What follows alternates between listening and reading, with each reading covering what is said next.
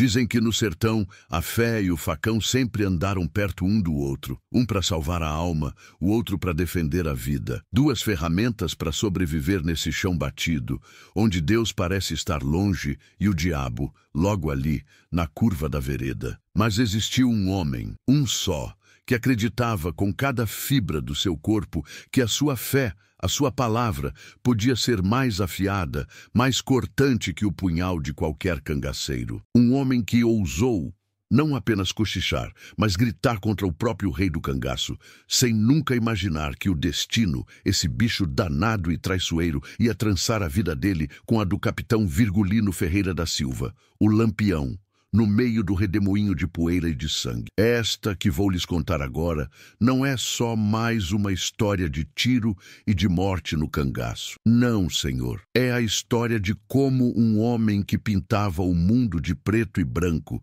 que só enxergava o demônio no rosto dos outros, foi forçado pela vida a encontrar a face de Deus, onde ele jurava que só existia o inferno. E antes da gente ver o destino trançar a vida desses dois homens, peço sua ajuda para manter a chama dessa história acesa. Deixe seu gostei se você valoriza a história do nosso povo e se inscreva no canal para não perder o fio de nenhuma dessas prosas. Agora me diga uma coisa, na sua infância, na sua família, Lampião era contado como herói ou como bandido? Quero muito ler sua resposta aqui nos comentários. Vamos voltar no tempo, lá para o começo dos anos 30, no coração empoeirado da Bahia, numa vila tão pequena que nem no mapa aparecia, vivia um homem chamado Ananias. Pense num homem magro, de ossos saltados, com uns olhos que pareciam queimar por dentro, um fogo que não era de febre, era de certeza. Ananias não tinha terra, não tinha gado, não tinha patente. A única riqueza que ele dizia possuir era a palavra de Deus, guardada numa Bíblia de capa preta, já gasta pelo suor de suas mãos. Ele se dizia um homem de Deus, e talvez até fosse, mas era de um Deus severo, um Deus de vingança que ele parecia ter inventado só para si. Não havia nele a doçura de um beato, a paz de um frei. Sua voz, a voz de Ananias, não era para acalmar, era para açoitar. Na feira de sábado, quando o povo se juntava para vender e comprar o pouco que a terra dava, a voz dele rasgava o ar como um relâmpago numa tarde seca. Ele subia num caixote, o rosto virado para o sol, e o mundo se calava para ouvir. E o alvo de toda aquela fúria santa, de toda aquela certeza de granito, era um só, o cangaço. Para Ananias, Lampião não era um homem de carne e osso, nascido da injustiça dos coronéis. Não. Lampião era a antiga serpente do Jardim do Éden, que tinha voltado para rastejar pelo sertão. Seus homens não eram sertanejos desesperados. Eram uma legião de demônios, saídos das profundezas do inferno, com a única missão de tentar as almas boas e arrastá-las para a perdição. Ele não maneirava, não. Ele não usava de meias palavras. Com a Bíblia numa mão e o dedo acusador na outra, ele berrava que os cangaceiros eram filhos da desgraça, a semente podre do diabo, homens sem alma que teriam o couro queimado no fogo eterno. E não parava por aí. Ele prometia o mesmo destino, o mesmo fogo do juízo final, para qualquer coitado que, por medo ou por piedade, desse um prato de comida ou um copo d'água para um cangaceiro fugitivo. Você consegue imaginar a cena? O povo simples, espremido entre a cruz da fé e a espada do cangaço, ouvindo aquilo. A coragem de Ananias era tão grande que beirava a mais pura loucura, e a fama desse doido começou a correr. Nas vilas vizinhas, os caixeiros viajantes, os vaqueiros, todos comentavam: lá na vila de São José tem um beato novo, um tal de Ananias. O homem é brabo. Chama Lampião pelo nome na praça pública e ainda roga praga. Ele estava, sem saber, acendendo uma fogueira debaixo do próprio pé. O ponto de virada, o dia em que o destino olhou para ele e disse: é agora, foi numa tarde de sol a pino, um calor que fazia o ar tremer. Ananias, mais inflamado que o normal, talvez sentindo que sua voz precisava chegar mais longe, subiu no seu caixote. O suor escorria pelo seu rosto, misturando-se com a poeira, mas seus olhos brilhavam. E ali Ele não só pregou, ele desafiou. Ananias, onde está esse tal capitão que se diz governador do sertão? Esse rei de Araque que se esconde na caatinga como um bicho peçonhento? Eu digo a vocês, ele não governa nada. Ele reina sobre o medo, sobre o choro das viúvas, sobre o sangue dos inocentes. Mas o meu Deus, o Deus dos exércitos, é maior, e a justiça dele, a justiça dele virá a cavalo, e o tropel de seus anjos fará esse sertão tremer. Naquele momento, um silêncio pesado, quase sólido, caiu sobre a praça. As mulheres se benzeram, os homens baixaram a cabeça. Até o vento pareceu parar de soprar. Naquele instante, Ananias deixou de ser o pregador excêntrico da vila. Ele tinha assinado a própria sentença. Ele se tornou oficialmente um alvo. A partir daquela tarde, a coisa mudou de figura.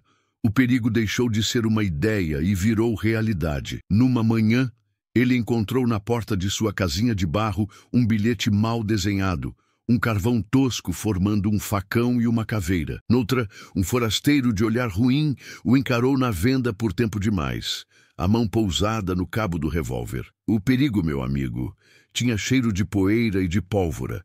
Tinha a forma da sombra de um homem que se esconde atrás de uma cerca. E a sombra do cangaço, essa é comprida e fria e alcança longe. Ananias sentia essa sombra se arrastando em sua direção, mas sua fé fanática era como um cavalo com antolhos. Ele via aquilo não como um aviso para parar, mas como uma confirmação. Os demônios estão furiosos, ele pensava. Mal sabia ele que não eram demônios, eram homens.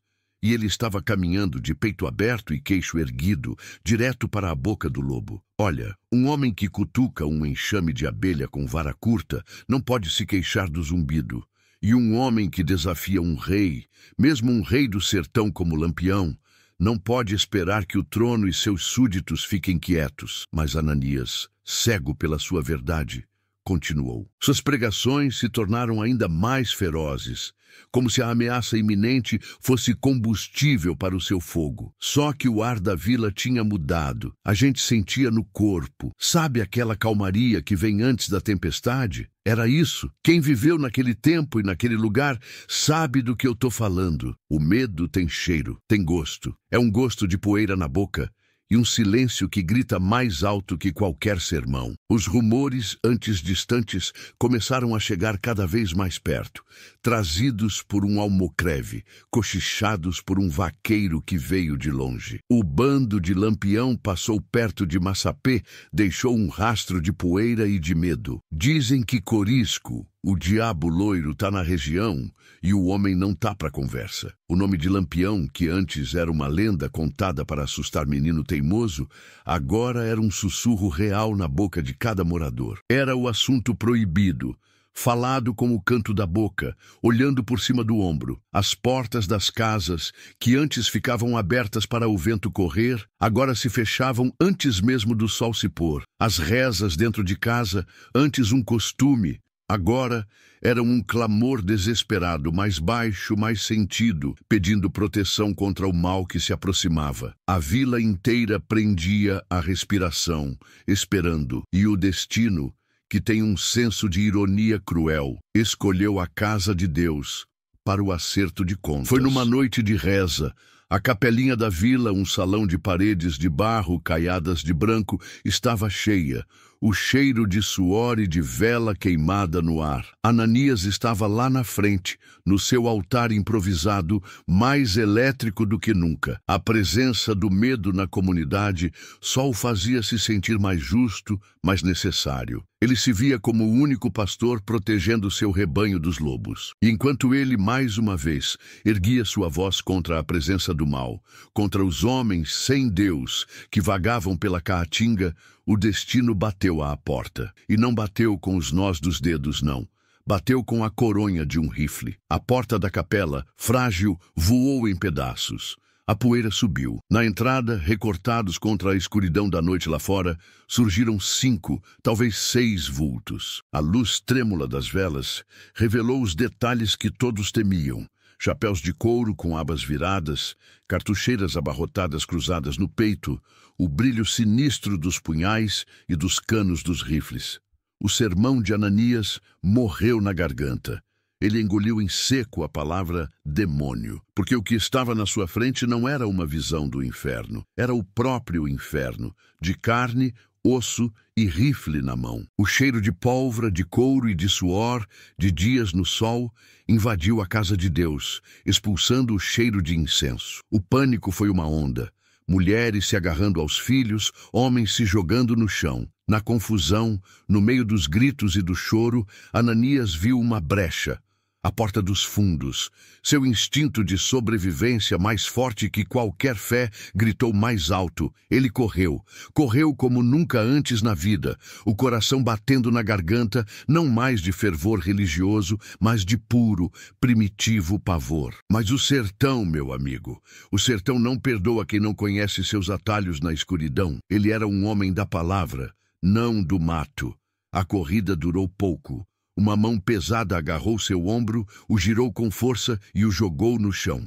As mãos que antes seguravam a Bíblia com tanta firmeza, agora eram amarradas com uma tira de couro cru, apertada, cortando a pele. O homem das palavras fortes foi silenciado. Foi arrastado pela poeira, passando pelo meio de seu rebanho apavorado e jogado na escuridão da noite. O pregador agora era o cordeiro e estava sendo levado, amarrado e em silêncio para o sacrifício.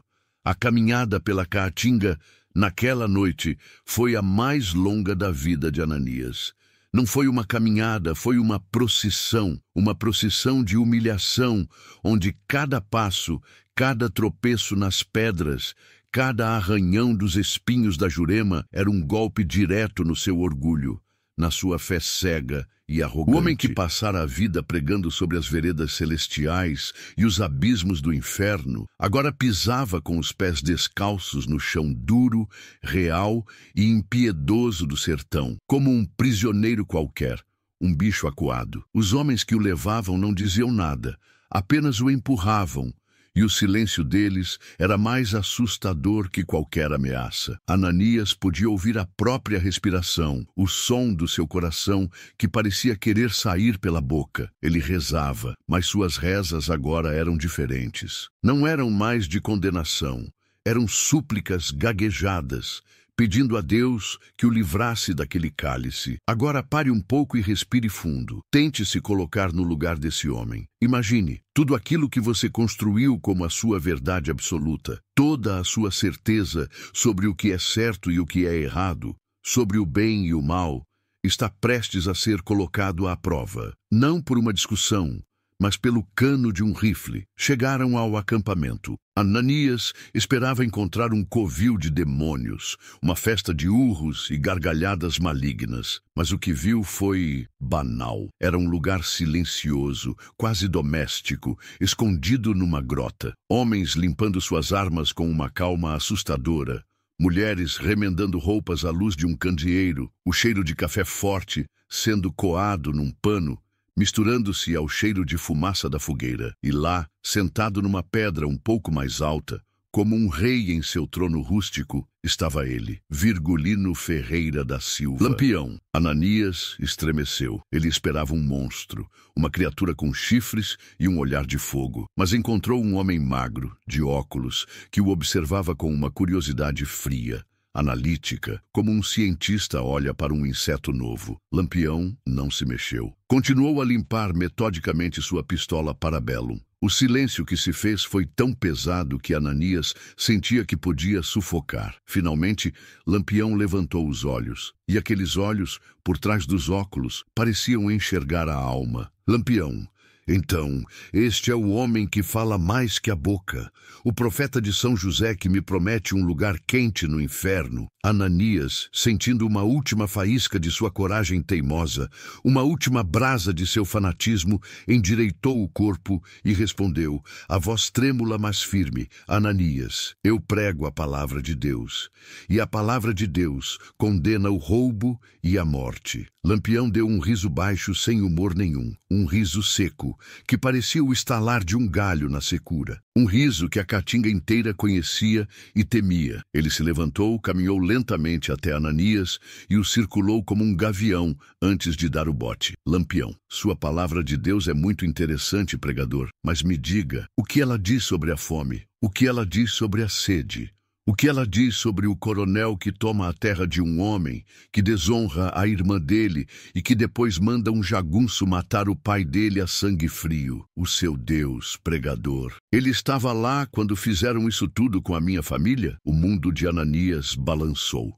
Aquilo não era um confronto de facas, era um confronto de mundos. De um lado, a fé simplista e absoluta de Ananias, que via o pecado, mas não via a causa. Do outro, a justiça torta forjada na dor, no luto e na vingança de Lampião. Quando todos os cangaceiros ao redor esperavam a ordem, o estalo seco do tiro, Lampião ficou em silêncio. Ele se afastou, olhou para o céu imenso, cheio de estrelas, como se procurasse uma resposta lá em cima, e disse, mais para si mesmo do que para os outros, Lampião, minha mãe, Dona Jacosa, que Deus a tenha.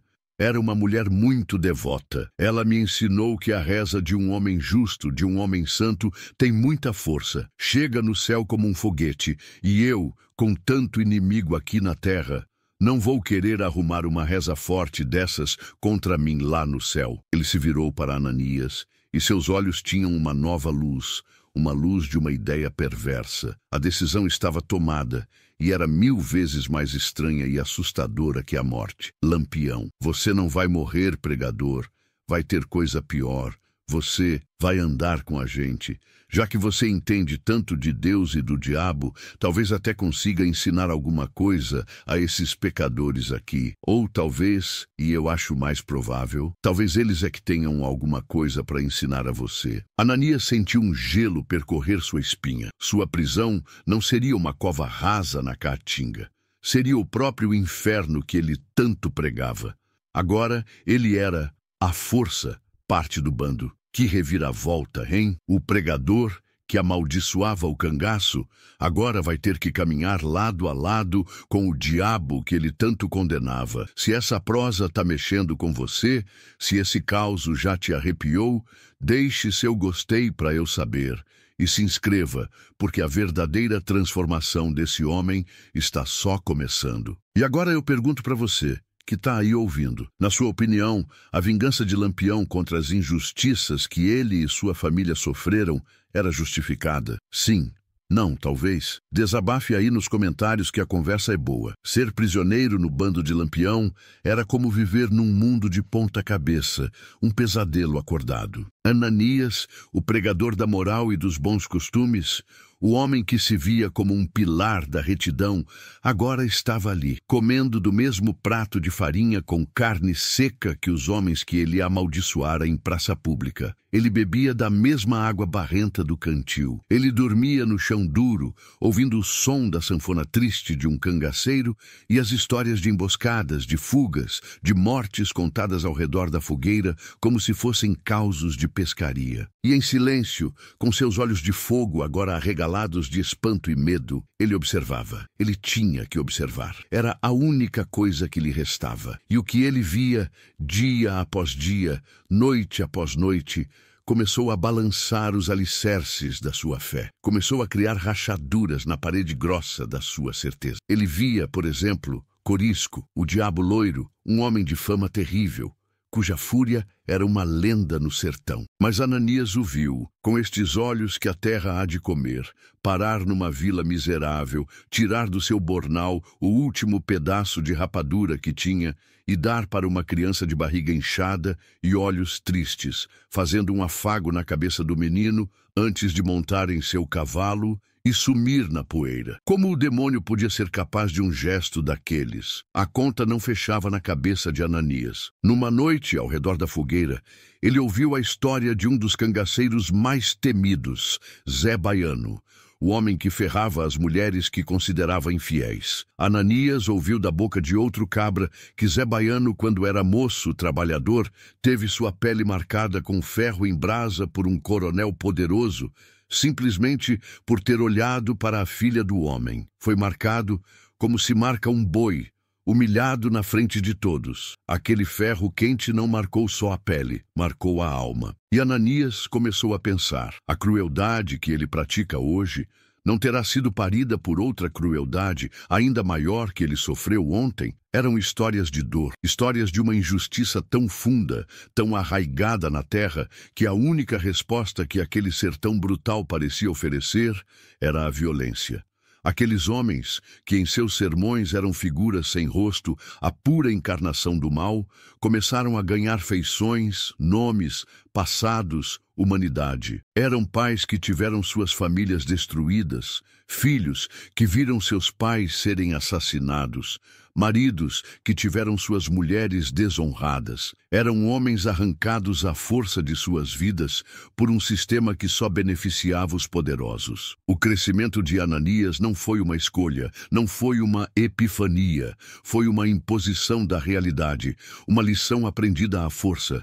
Suas rezas à noite, no silêncio da caatinga, mudaram. Ele não pedia mais a Deus que enviasse raios e trovões para destruir aqueles pecadores. Ele começou a fazer perguntas sussurradas, cheias de dúvida. Senhor, onde estava a tua justiça quando a desgraça bateu na porta desses homens? Onde estavas tu quando o coronel mandou matar, mandou tomar? Será, meu Deus, que o mal que eles fazem hoje é realmente maior que o mal que lhes foi feito ontem? Sua visão de mundo, antes tão simples, tão nítida, preta no branco, agora se enchia de tons de cinza, da cor da poeira do sertão que grudava em sua pele. Ele começou a entender, com a alma e não só com a cabeça, que o cangaço não era uma doença, era um sintoma febril, o sintoma de um Brasil doente, abandonado, governado pela lei do rifle e do dinheiro. O ponto de virada, a cena que selou essa mudança, veio numa noite fria, de céu limpo. Lampião, que raramente falava com ele, o viu lendo sua Bíblia surrada à luz da fogueira. O capitão se aproximou em silêncio, sentou-se numa pedra próxima e ficou ali, apenas olhando o fogo. Depois de um longo tempo, ele perguntou, a voz rouca, quase um sussurro: pregador, aí nesse seu livro, tem alguma passagem que fala de perdão? Existe perdão para um homem como eu? Ananias levantou a cabeça. Ele olhou nos olhos do rei do cangaço e, pela primeira vez na vida, o homem de todas as respostas, de todas as certezas, não teve o que dizer. Ele apenas ficou em silêncio, um silêncio pesado, profundo, que dizia mais que qualquer sermão. E esse silêncio o estava preparando para uma decisão que ele nunca, nem em seus delírios mais fanáticos, imaginou que um dia teria que tomar. O destino no sertão é como o bicho traiçoeiro, meu amigo. Quando você menos espera, ele dá o bote. Numa manhã cinzenta de sol encoberto, o ar pesado anunciando desgraça, o bando de Lampião se movia em fila indiana por uma serra estreita, um caminho apertado entre paredões de pedra. E foi aí que o inferno abriu a boca. Era uma emboscada. A volante do governo, os macacos, como os cangaceiros os chamavam, surgiu de todos os lados, brotando de trás das pedras do alto dos rochedos. O primeiro tiro rasgou o silêncio e depois dele vieram dezenas, centenas. O caos se instalou. Era um barulho ensurdecedor. Gritos de ataque, gritos de dor, o zunido das balas passando perto do ouvido, o cheiro forte e acre de pólvora no ar. Ananias, que nunca tinha visto nada parecido, se jogou no chão por puro instinto, o corpo tremendo da cabeça aos pés. Ele enfiou a cabeça entre as mãos, como se isso pudesse protegê-lo do fim do mundo. Ele, que tanto falou do juízo final em seus sermões, agora estava provando o gosto amargo dele. No meio daquele tiroteio infernal, ele ergueu os olhos por um segundo e viu um dos cangaceiros ser atingido em cheio na perna. O homem soltou um grito seco e caiu, rolando no chão. Ananias o reconheceu. Era um cabra chamado Ventania. O mesmo que dias antes, durante uma caminhada sob um sol desumano, tinha visto Ananias quase desmaiar de sede e, sem dizer uma palavra, lhe ofereceu seu próprio cantil de água. Agora, Ventania estava ali, no chão, a perna jorrando um sangue vivo, o rosto se contorcendo numa máscara de dor. E o universo, por um instante, parou para Ananias. O tempo ficou suspenso.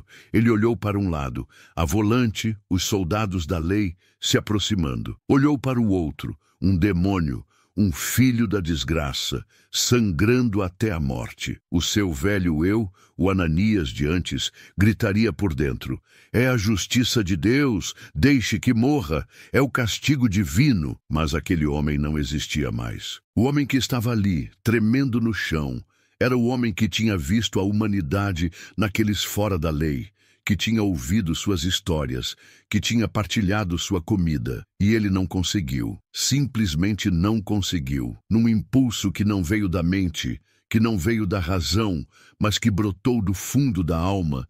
Ananias se arrastou pela poeira e pelas pedras. Ele ignorou as balas que zuniam, ele só via o homem caído. Chegou até Ventania, e sem pensar duas vezes, rasgou a própria camisa, a camisa do homem de Deus, a única que lhe restava, e com as mãos trêmulas, sujas de terra, fez um torniquete improvisado na perna do cangaceiro. Ele puxou o nó com toda a força que tinha, estancando o sangue que escorria e salvando a vida daquele homem. Foi um gesto rápido, desesperado, um ato de pura e impensada misericórdia. A batalha, tão rápido como começou, terminou. A volante, talvez por ter sofrido baixas, recuou, e seus tiros foram ficando mais distantes.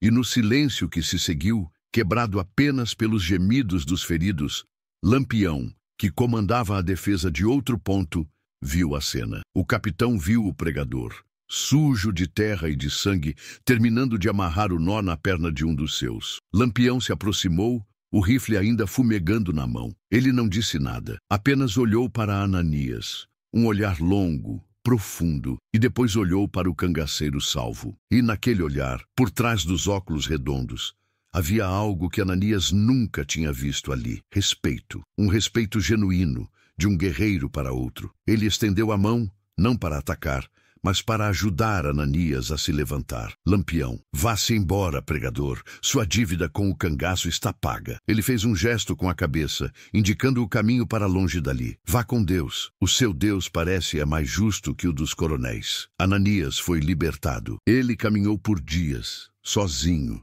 de volta para sua vila. Mas o homem que chegou não era o mesmo que tinha saído arrastado. Ele continuou sendo um homem de fé, sim, mas seu fanatismo, sua certeza de pedra, tudo aquilo tinha sido lavado pelo sangue e pela poeira do cangaço. Dizem os mais velhos que a partir daquele dia a palavra de Ananias não era mais de fogo que queima e condena, era de água que cura e que conforta. Ele nunca mais pregou contra homens, mas sim contra o ódio que cega os homens. Ele passou a pregar sobre a compaixão, sobre a misericórdia que ele aprendeu, ironicamente, no lugar mais improvável do mundo. Porque ele viu de perto, sentiu na pele, que no sertão, meu amigo, minha amiga, o maior pecado não é o do facão que corta a carne, é o do coração que se recusa a enxergar a humanidade no rosto do outro. E essa é uma lição que nem o tempo, nem a poeira, nem a morte jamais conseguirão apagar da história. E assim termina o caso de Ananias,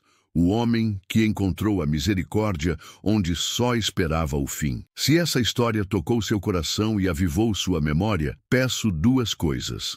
Deixe seu like para a gente saber que esse trabalho tem valor. E se inscreva no canal para que a chama dessas histórias do sertão nunca se apague. E para fechar com chave de ouro, me responda com sinceridade: qual foi a maior lição que você tirou da jornada de Ananias? Deixe sua sabedoria aqui nos comentários, que eu vou ler tudo com muito gosto. Um grande abraço.